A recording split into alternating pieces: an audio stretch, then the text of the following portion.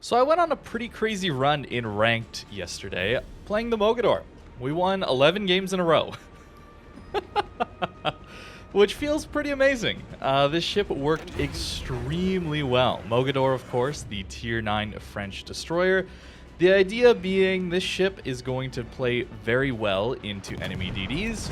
The reload booster and overall speed is just going to allow you to run at destroyers and kill them, or use the speed and the overall tankiness to get away if they manage to smoke up and have you spotted like this.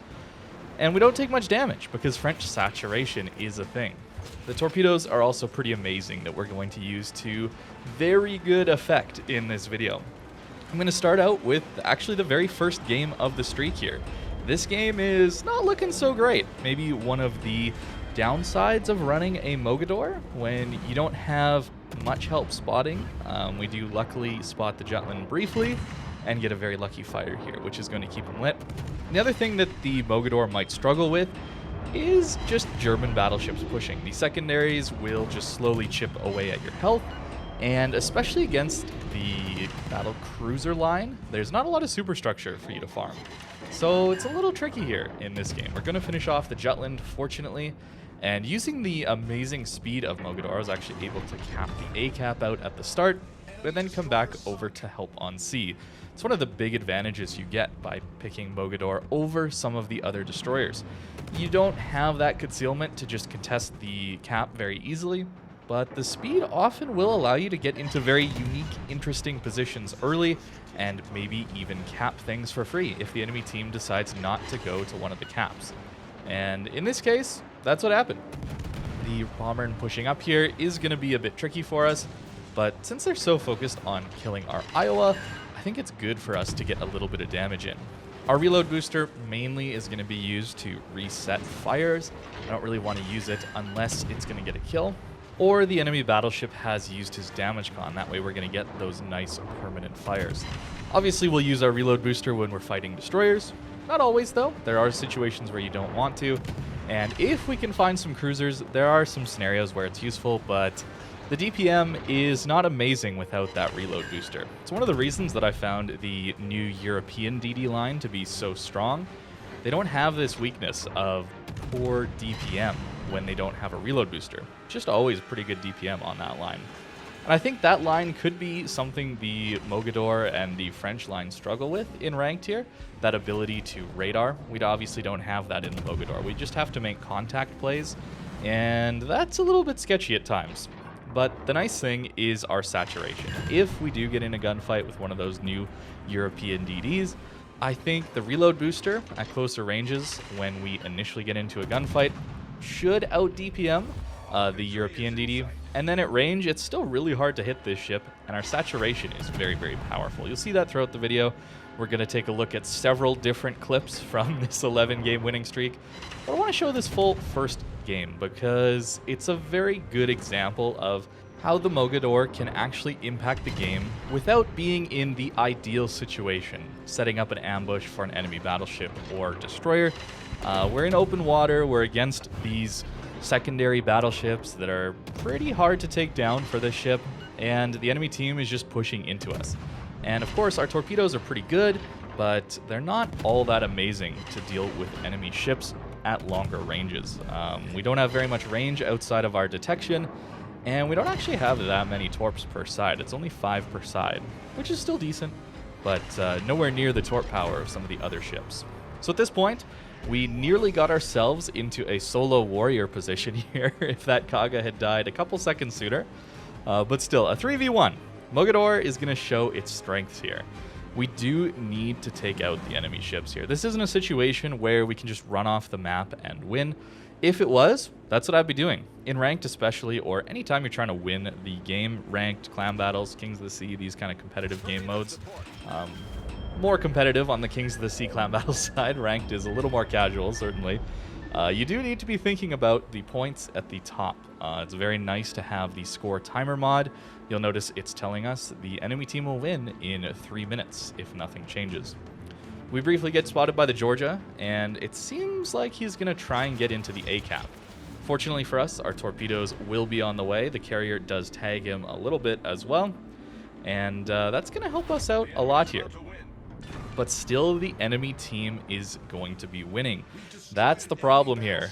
We have to deal with the Tier 9 battlecruiser on the French line, the Brest here, which is pretty terrifying considering that ship has some pretty powerful HE. Even though we have very, very good saturation mechanics, which as we get lower in health, the less damage we take. That's kind of the idea here. This is going to be scary, but we got to kill him. So what do? Well, we just full charge in. There's going to be a lot of YOLO plays in this video because the Mogador is so good at it.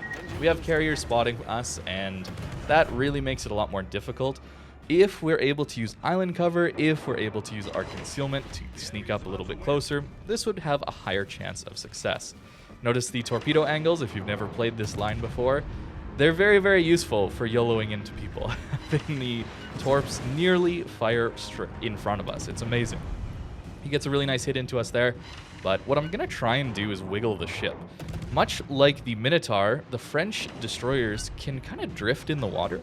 That's just accounting for how fast they are.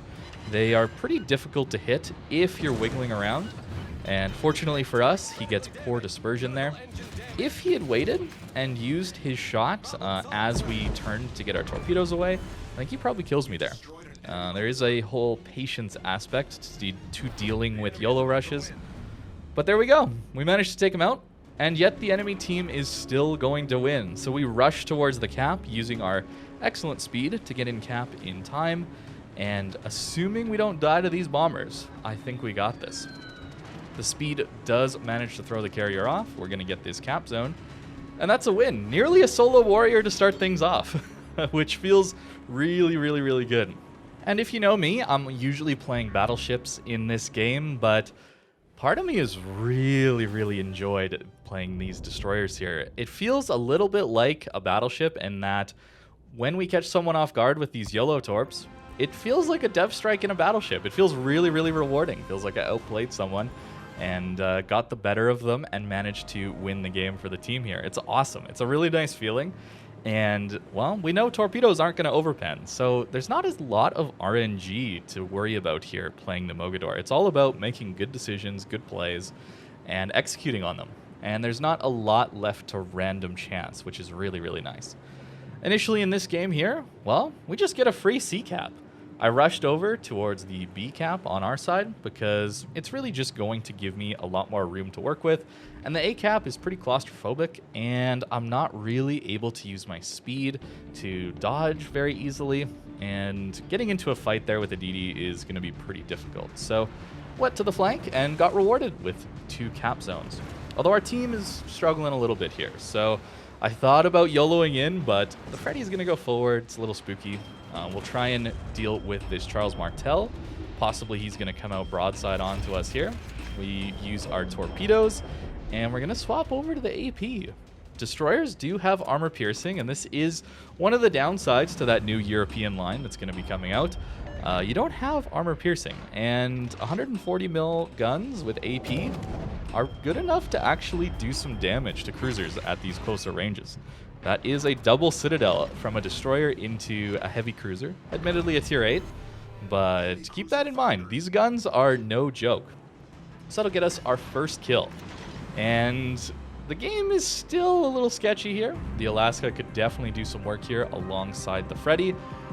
Patience is the key here, though. We're going to YOLO rush this Alaska. We know he's not looking at us, and we know the Freddy is really, really close by.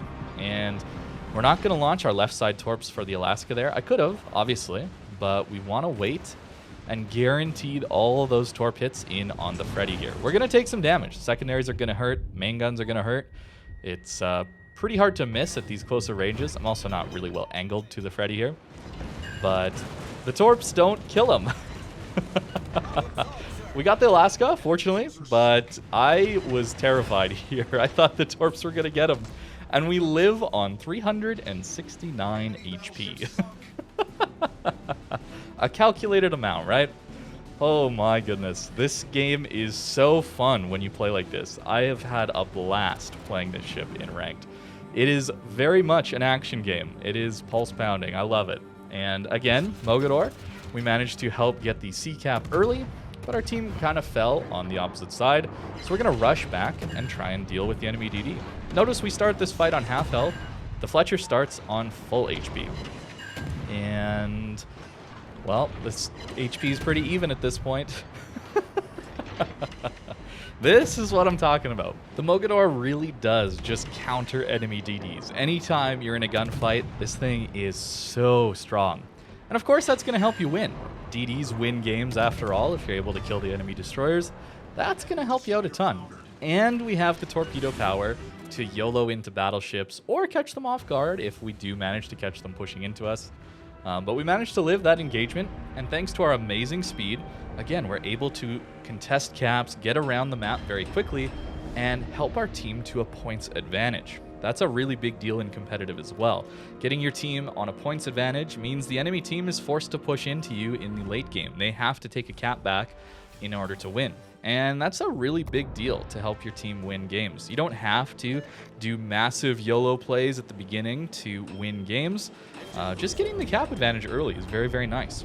Sometimes you can stall out the enemy team by sitting on the corner of an island and stopping them entirely from pushing. This is a situation where I should have waited. Early on, I did make the aggressive play to go scout out the B cap, and I saw the enemy cruiser and battleships, so I didn't really want to take a gunfight that close range to them with a Jutland. So I came back around and just waited on this corner.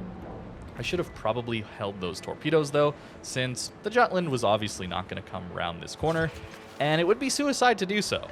But the Schroeder wants to for whatever reason. So we'll launch one set of torps. I assumed he was going to slow down or something, so that's why I held on to my last set. Wanted to guarantee some good damage in, but he just went for it. So we'll take that kill. And now for the fun stuff.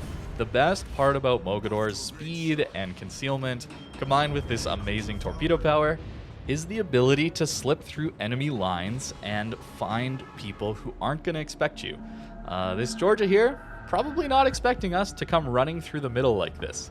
Their enemy battleship is just about to come out of the A-cap and spot us, but we do manage to get around in time and surprise this Georgia. Secondaries are definitely going to do some damage to us, but there's no way he gets his main guns on us, and we're going to get him with the torpedoes. Holding on to a set here just to guarantee things. But this is why Mogador is so much fun. These French DDs, fast. These YOLO rushes are just hilarious. And this is why it should be played in ranked more often. I've had way more fun in ranked with this than in random battles. Because there's more ships on the board, in randoms, you're just not able to find those gaps in the enemy lines to make plays like that. And they're so much fun to make. Because there's no RNG. Again, if I was a battleship rounding the corner there on that Georgia, I still have a dice roll if I'm going to do damage or not. And with torpedoes, I don't. So you can see why I have been enjoying this so much. It's really, really, really fun. And we do manage to just send it in and kill this Jutland as well. The speed, you're probably not going to get away from a Mogador if you're in an enemy destroyer. Map control or map awareness is pretty important. Notice we're not running RPF here on this ship. So if you don't have great map awareness, you might want to use that. But I've played this game a lot, so I tend to know pretty much where the enemy team is going to be. And that helps me to put points in other things. Palmer in here, coming around the corner. This is a great ambush tactic, waiting for someone to come around the corner like this and duck in behind the island, allowing us to get some torps off without even getting spotted, which is really, really powerful. The other side is going to help us here, but you'll notice we missed some of our torps. Maybe some patience would have been good here. That's a very key aspect to the Mogador. We don't want to be missing our torpedoes. And we're going to get bailed out here by our teammates, but maybe if I had actually landed a few more torps, possibly I kill this Palmer before he actually gets our A gear. Either way, still a very, very good game, and very fun to just YOLO through cracks in the armor like that and win games just purely on map control and positioning alone. It's really, really fun. With carriers, it can be a little more difficult, of course, but there's still ways to find these gaps in the enemy's defenses. Notice our carrier has scouted out the entire left side of the map. So I can play so aggressive here on the B cap because I know there's going to be no enemy ships popping out from behind the island here on the left side to deal with me. So I can keep all these islands here on the right in the cap between myself and the enemy ships. And well, try and take a 1v1 against a Fletcher. We're fast enough at these ranges, it's pretty hard for the rest of the enemy team to hit us. And, well, maybe that's why we want to take det flags in ranked. I can understand why you're not, because it's difficult to get your hands on flags. They can be very expensive, but it's pretty important to have det flags on in ranked, especially on a DD. So we're definitely running them. We get lucky there, but I still think we probably take out that Fletcher in that case. But we're running into some problems in this game. I went down to cap A, and we lost a few too many ships here. We're down on caps, well, soon to be, and we're definitely down on ships. I decided to try and YOLO in here as a last-ditch effort. I'm really not going to be able to farm out these battleships too easily, especially without help. So we're going to try and YOLO for some torps and hope. We didn't take too much damage. We took damage there, but we didn't take as much as we could have. We're trying to use, again, our rudder to dodge as much incoming damage as we can, trying to drift around, make it as difficult as possible for them to hit us. I'm going to send our first left side torpedo set, both for the Massachusetts and the Palmer, and they're kind of going in the same spot here. And I'm hoping for some torps on both, honestly, because we definitely need to kill this Massachusetts. And a full health Palmer is probably too much for our team to come back from. Just before we die, we do manage to get our right side torps off, nearly killing the Massachusetts. Hopefully our team can help us out there. And the rest of the torps are actually going to hit the Palmer in the background. That is a 9 torp hit Mogador rush. We missed 1 torp in that rush. And surprisingly, I mean, I went on to the next game, decided to go play again, but our team actually clutched this one out. I'm very happy to say. It's not all going to be solo carry jobs by myself. You do have to rely on your teammates, and you're going to get bad teams where you lose. I just happened to get teams where I was able to carry, or I did enough that the rest of my teammates that were left alive after I died were able to clutch out the win as well. Oh yeah, we were speaking about Mogador AP, right? We could be using our torps here. That would definitely kill him, but reload boosted AP feels pretty good. I love it, man. It's just so much fun. I enjoyed this so much. It's just hilarious. And again, it's that lack of randomness. I don't have to deal with random chance kind of mechanics when I'm rushing people like this. I know what the ship is capable of. There's an expected outcome when I torp someone. There's an expected outcome when I find someone broadside like that with the armor piercing. Small calibers like that, you're really not going to overpen a Citadel. And honestly, our dispersion really isn't that bad. Battleship could dunk salvos into the water or have some random aiming bug, anything like that. We don't got to deal with that. We just reload quickly. We're going to YOLO rush the Georgia here at the end. Again, trying to wiggle to avoid as much damage as possible incoming. We're dodging the secondaries reasonably well, but he gets a really good main gun hit in. But we're just going to sit behind him here. This is a really important thing if you're rushing enemy battleships that have pretty good secondary power. And when they're running away from you, you can just sit behind them. Their secondaries aren't going to hit you. And as you get closer and closer, if they try to get their front guns and their secondaries online, well, it's pretty easy to torp them at that point. I probably could have continued going right and sticking behind him, but I got greedy for my right side torpedoes just to guarantee the kill here. So we do end up dying, but that does get us the win in that one as well. It's so fun. It's just so much fun for me after playing battleships and relying on RNG at the end of some of these YOLO plays for the play to actually work, to not have to deal with that. I think up these pushes all the time when I'm playing a battleship, but I often don't do them because, well, there's a dice roll at the end of it, and if the dice roll goes poorly, well, I've just thrown my ship away from my team, and then we're going to lose. That's really what it comes down to. With this, no RNG. We just full send it in, and we know what our ship is capable of. Here is a great example of why we want to use our speed to full send at DD's early game. There's a Tulsa close by, but we don't care. We're just running at this Fletcher and gonna take him out. That's the power of the Mogador here. Maybe they weren't expecting it, but this is why I really want to play areas where I can catch a destroyer off guard. Sometimes that's the contested cap, sometimes that's the home cap. In this case, it is going to be the home cap because we have so much room to work with out here. On the contested cap, you can see how the islands really just kind of pen you in and don't give you room to kite away. You're kind of locked into that area. Where here, we have so much room to maneuver, we're feeling really good. So that's Fletcher taken out, giving our team a pretty massive advantage. And I was the only one over here. So given that, I managed to take a ship out over there, and they sent 3 of their ships to their home cap, well, our team's definitely going to win on the A side of things. We did have to run away, though. The Tulsa with its radar, it's hard to counter that. So what we do is we run away far enough that we can get behind some island cover. Closing the distance with island cover is easily the best way to use a YOLO rush. We managed to make it work in some of these games against the Brest earlier on, in that first game, open water, but using islands is the way to do it, guys. It's so much better. Here again, radar, doesn't matter if we're spotted, the island's going to block any shots coming in at us. We know where the Tulsa has been. We see the cap is starting to get contested here. So we're pretty sure the Tulsa is just on the other side of this island. And fortunately for us, the radar actually runs out. I'm not sure if it ran out before we started turning to the right here, but it's possible he doesn't know which side of the island we're coming out on. And we have AP in the tubes, so we're going to launch our torpedoes here, and then we're going to try and get our guns around to use armor piercing if the torpedoes do end up missing.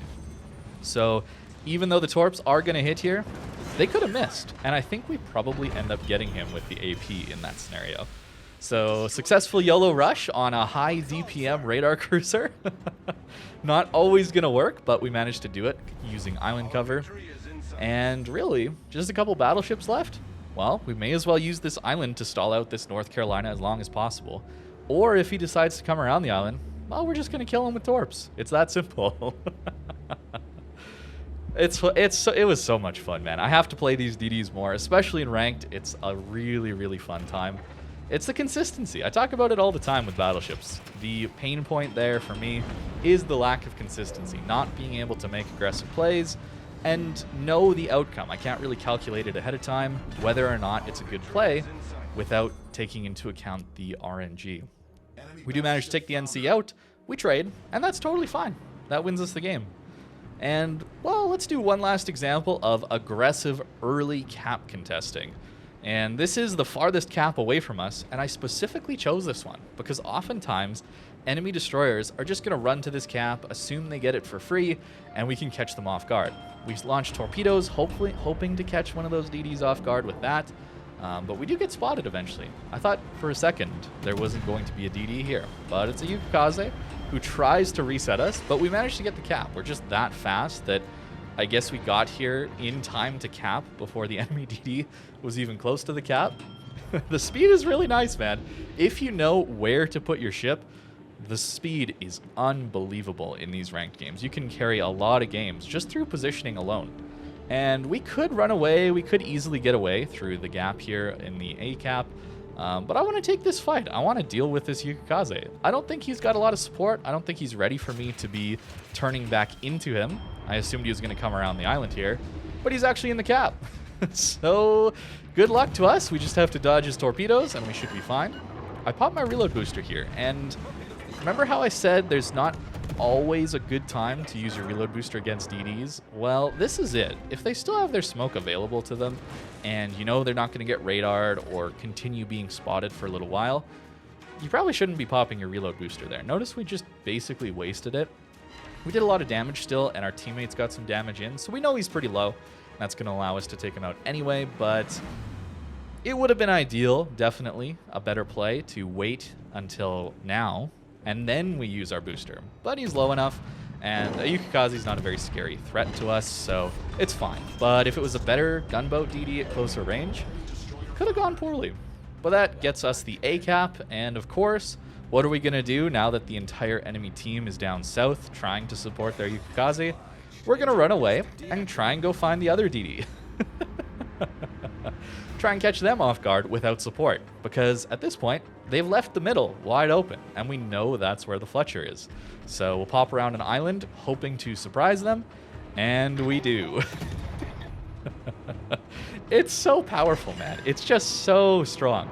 Obviously, killing DDs like this is going to win you a lot of games, but even if you don't manage to do this to destroyers, there's a lot you can do with cap control, contesting caps early, running around the map, spotting people, getting Yolo torps off, even just farming battleships. There's great ways to carry in a Mogador, and 11 wins in a row is a lot. I don't know if I can do that every time, but this is pretty sweet.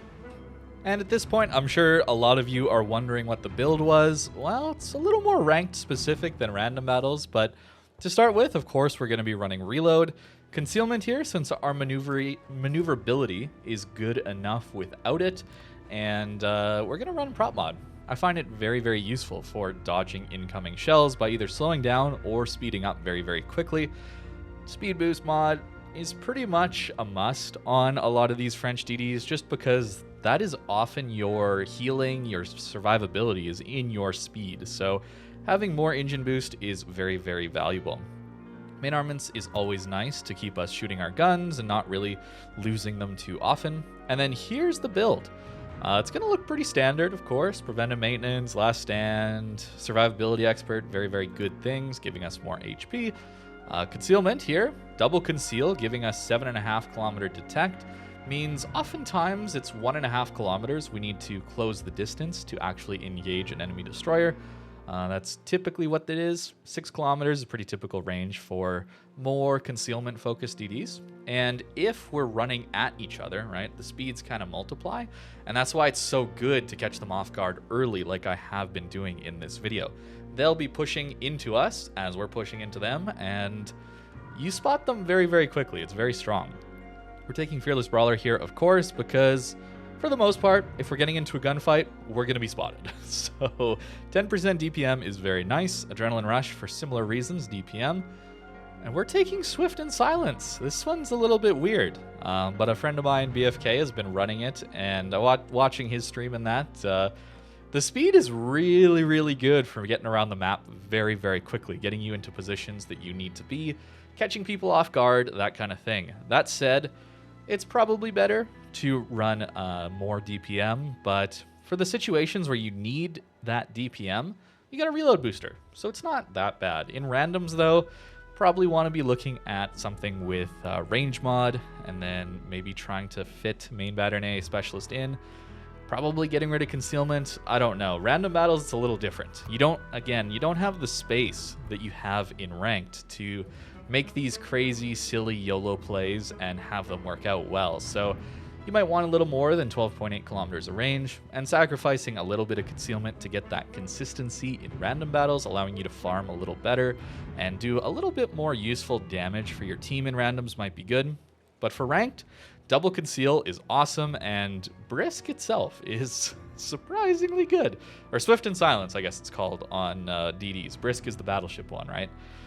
But not bad, and a very, very fun time. So I hope you guys enjoyed this one. I just had to upload some highlights of this 11-game win streak in ranked. It was too much fun. So thank you very much for watching, and I hope you have a great rest of your day.